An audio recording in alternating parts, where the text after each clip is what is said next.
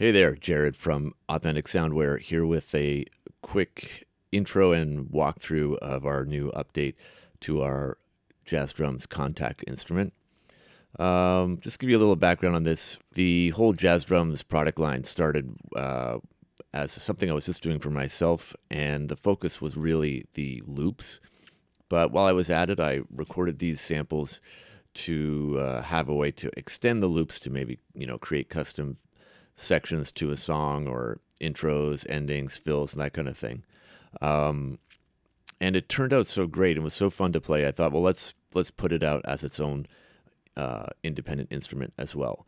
So that's kind of the backstory on it. So now let's take a look at the new version. There's nothing too mind-blowing here, but basically the main difference you'll see is that now it's a single NKI patch with all the different parts of the drums on one user interface.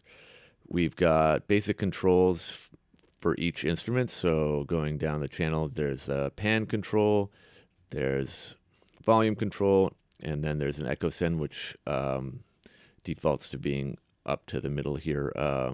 That goes to a convolution reverb. So we have kick, snare, the cross stick, hats, toms, ride, crash, and the combo hits. This is the return for the reverb, which defaults to being off. So between this echo return and the send, you could dial in the amount of reverb you want to have per part of the drum set. We have the transparent limiter that comes with Kontakt built in here. All these samples have no compression or dynamics applied to them, so you have full control, and it's just kind of a more authentic sound. But if you want to just bring up the level overall, you can turn this quite a ways before you're going to start really hitting the limiter. And then we have this switch here, which toggles between the two sample sets which are included. There's the classic samples, which sort of give you that late 50s kind of sound, and then the vintage samples are much older sounding. It's only two microphones. It's a U47 mono overhead and an RCA 77DX room mic. I'll play through those in a sec. And then at the top, you can click on this, which turns you to a different panel, which is the sort of inserts control. So we have the tape saturation effect that you can dial in or out. And then we have program EQ, which is kind of laid out like an old Pultec EQ. This is not like a modeled EQ, but it's laid out that way to give you that sort of workflow. And I'll play through this in a minute, and you'll see that you can actually get some pretty interesting sounds by messing around with this. So let's listen to some sounds, and then this sends you back to the main page. So we have the kick. The kit is laid out here with a little helper that tells you what's mapped to each key. Kick.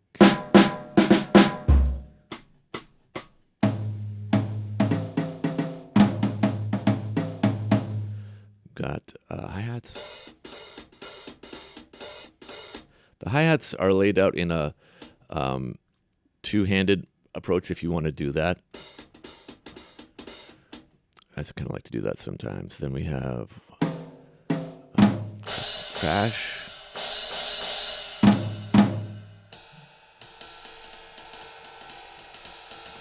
Ride. Some ride bell hits. More crashes.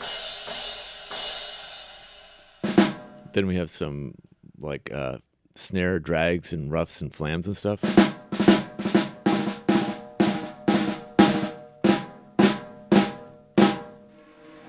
Yeah, we have rolls of different lengths. The other way, like a diminuendo. Hear that? More hats on the upper octave. Yeah, we have brushes here. It's not really a brush focus library, but there are some basic brush hits on the snare. Open hats. These are snare sweeps of different lengths and stuff. So if I was going through the interface here, oh, so that's the kick. So it's down. Snare.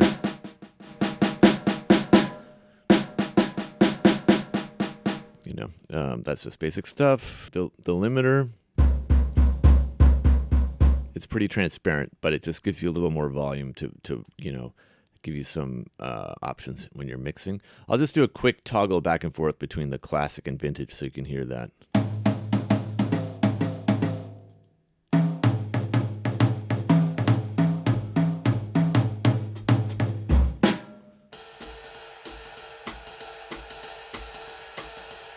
That's vintage. You can really hear the difference there. Oh yeah, I forgot to go through the combo hits down at the bottom end of the keyboard. I always feel like this sounds so much better when you do it as one sample. So it's just like different options where there's a kick and crash at the same time or whatever. Short.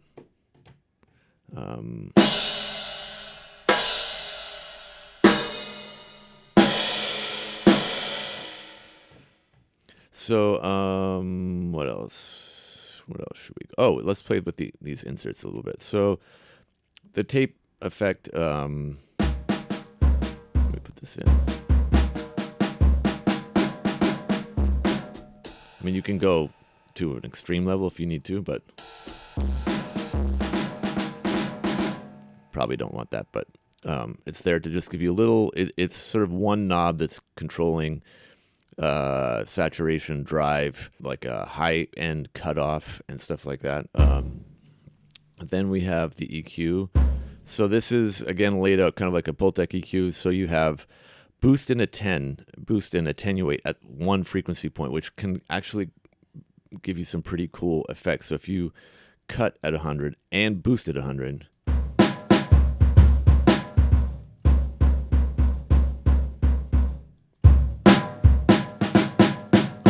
I think people really do it at 60. That's kind of the old Pultec trick. And then I put some extra settings here. These aren't really on a real Pultec, these frequency points, but I like to put this sort of broad and then maybe cut. This is attenuate at the high frequency, and this is boosting at the mid-high frequency. So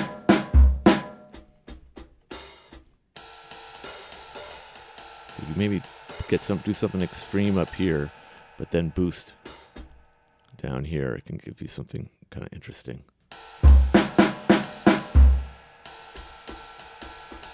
Like without it. You can mess around and see what you like with it, but it's pretty cool. Just as a little bonus, we also included a selection of MIDI loops with this update. It's about 50 loops or so at a variety of tempos, with different basic patterns, some intros, endings, little fills and things.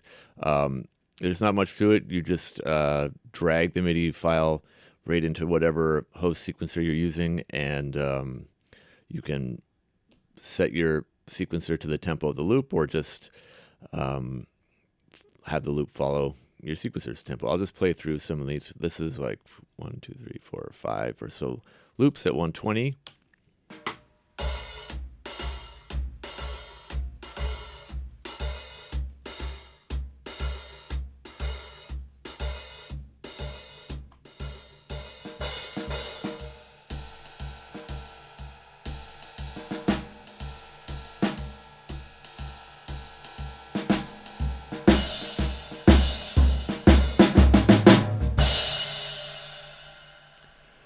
So that's the general overview.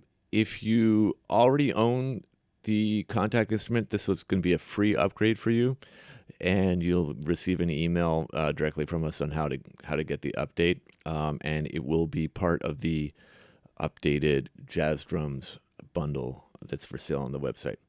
Okay, leave any questions in the comments or email us through the website, and thanks for watching.